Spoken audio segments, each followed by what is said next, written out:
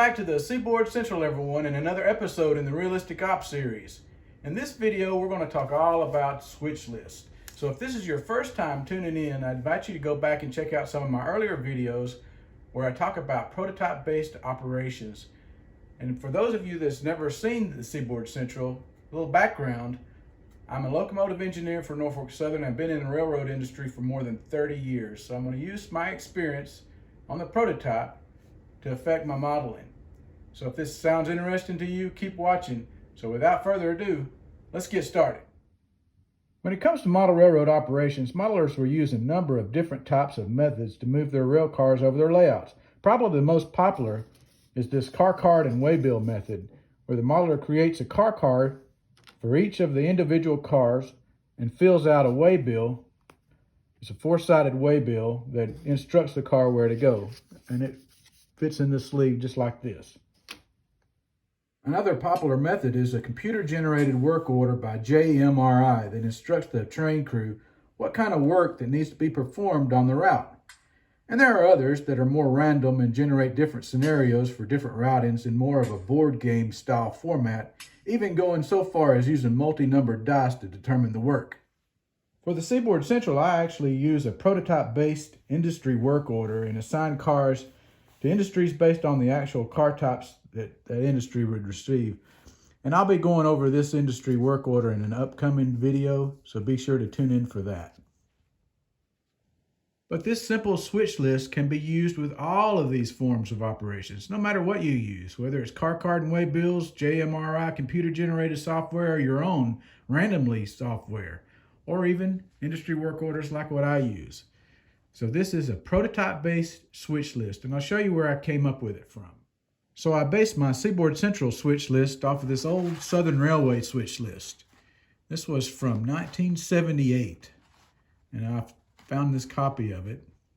And this is printed on old cardstock paper. I remember years ago filling these out. Even when I worked on a short line, they had some form of this. And you would just list the cars in your train, and you could list any other information. And here you can look on the switch list itself. It's got a place for the engine number, the track number, the direction, time and date, the yard, the conductor's name, what track you want to switch it to. And you can see here's the initials, where you put the initials of the car, the actual car numbers, the kind, whether it's empty or what kind of load it has and where it's going. And then it lists another place for you to put other information. So on my switch list, I made it a little bit more simplified and easy to use. You can see it's got my railroad name, and you can put the track or the industry code, the engine or the train number, the date, and the station. I put a line for a column for the sequence, so you can number how the cars stand, the initials, the car numbers, the kind of car, whether it's empty or what it has in it, the destination, where it needs to be switched to, and any other information that would be important. So on my layout, I have these little hooks located at strategic locations where there's going to be a lot of switching performed. And I keep the paperwork on a clipboard just like this. And this way I have a place to hang the clipboard, and I can be using the protothrottle. This is a great way to reference what kind of work I need to be doing. And not long after I hired out on the railroad, the first thing I bought was a grip, just like this. And this is what conductors would use, a lot of conductors would use to carry around everything that they would need to perform their job.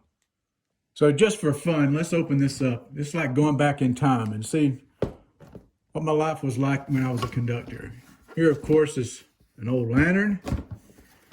I have timetables.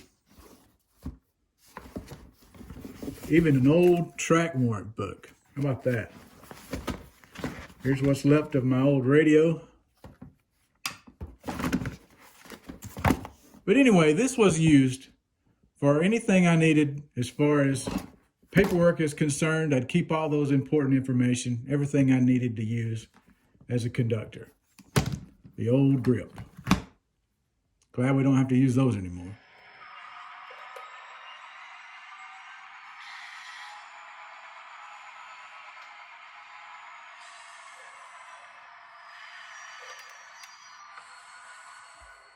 All right, let's talk about how I would fill this out.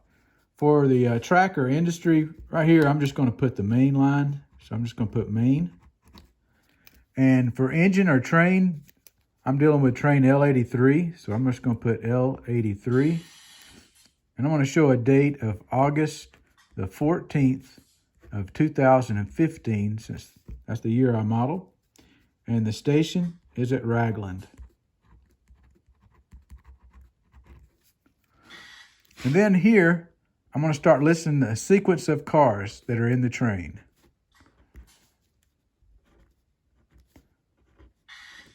And so forth. All right, with all this part filled out so far, now I'm ready to book the train. And this is what conductors would do, how they would make a list of their train. And there's a couple different ways a conductor would do it. They could do it while they're making a brake test. They could walk beside the train and make a list of all the cars, which I've done many of times. And then you can also pull the train by you and book it that way. Just have the engineer run the train real slow. And you may just put the initials and say the last three car numbers, the last three numbers of the car number, and then go back and refer to your other paperwork to fill out the rest. So you're the conductor on the ground and you're ready to tell the engineer to ease him ahead. Walking speed. So he'll knock the brakes off and he's going to start pulling on them. And here I can look at the car numbers and I can write them down as they go by me. ADMX 634.96. This is an easy way to write everything down. Triple RX 182.919.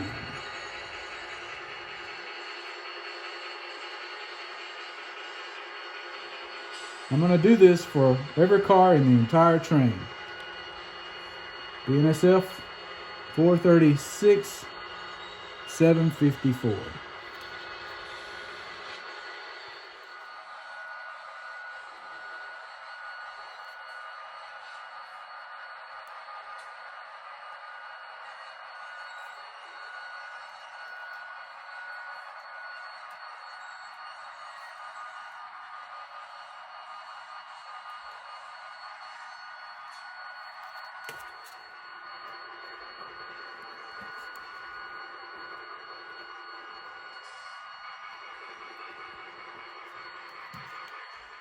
So now that I've done the brake test and I've booked the train, I can get back on the engine and finish filling out the rest of this while the engineer is running. So when it comes to conductors don't know all those AAR type codes. They don't know the mechanical designation codes either. But they do know something simple like this. You can just put the simple letter. Now when it comes to boxcars, in the modern era, the only XM boxcars that would actually be B that I know of are the R boxes and the A boxes. Everything else is pretty much an A. I'm sure there are some unequipped boxcars out there that are in the category B, but for easy purposes, if it's an R box or an A box, I put B. Everything else I'll just list as A. And so you see C for covered hoppers and T for tank cars. That makes it pretty easy. So you can go down through here, and I do know that these were a C, C, C, C, C. Here's 2 T's, and the rest of these are all C's for covered hoppers. Okay, most of these are empties, but I did have a few loads. This first one is a loaded car of DDG. These are empties all the way down to that tank car. This is ethanol. And this is a DDG car. And then the rest of these are empty, with the exception of my cement hoppers, and that's cement. Now I will use my industry work order to kind of fill out the rest of this stuff as far as the route or destination, because I wouldn't know that unless I had to refer to that industry work order. So I do know that this my 2 DDG cars go to Carrollton.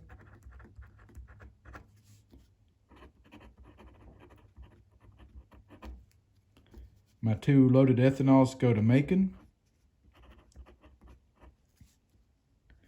And I've got 2 Southdown cars or NS cars.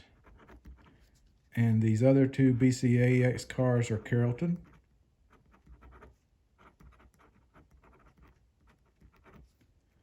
Now, the rest of this block of cars is going to the BNSF. And this is a BNSF car. And these 2 CHTTs and the CMO car are going to the CSX. So now I have a list of the entire train and how it stands, and I like to list them north to south. So the engines are here, up here, and this is the EOTs hanging on this BCAX car. So we bring this back to the yard, come into yard here at Ragland, and the yard master hand this paperwork over to the yard master. And now the yard master can use it to decide what tracks to put the cars to. So that makes it real easy for the yard job. So the yard master can fill out which track to switch these to. So for example, the yard master could say, let's switch the Carrolltons to GY08. The BNSFs we can put into GY07. The Macons to GY04. There's another BNSF going to GY07. CSX is GY06. The NS to GY05. And here's some more Carrolltons going to GY08. So that makes it real easy for the yard job just to look at this paperwork and know how to classify these cars. Now, isn't that a whole lot easier than running through a stack of waybills or using anything else? So simple. It's on one sheet of paper, it's on the clipboard, and it's all laid out there for you. Makes it real easy to classify these cars.